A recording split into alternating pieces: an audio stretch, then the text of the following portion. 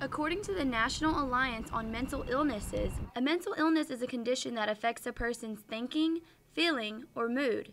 Bowling Green has their own NAMI location.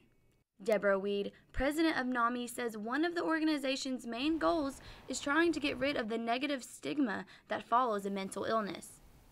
The prevalence of mental illness is a lot more common than one would think.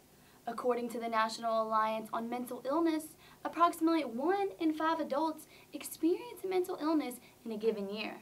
That's 43.8 million people in the United States, or 18.5% of the U.S. population. WKU has counseling services for students suffering with mental illness.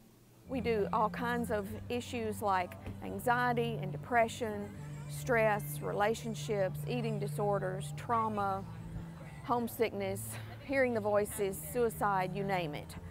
And it is a confidential service for students. So what they say in a session stays in a session unless they are suicidal, homicidal, that type of thing, where it's a safety issue. A WKU student here on campus is diagnosed with anxiety, and she says every day is a struggle. So it really does mess with your emotions because you're not, you're like, why can't I be like everyone else?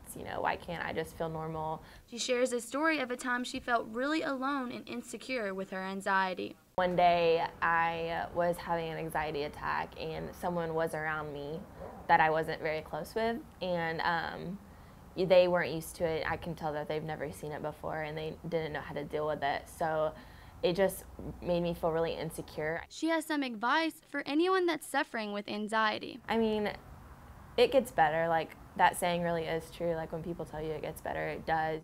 Reporting for News Channel 12, I'm Christy Bollinger.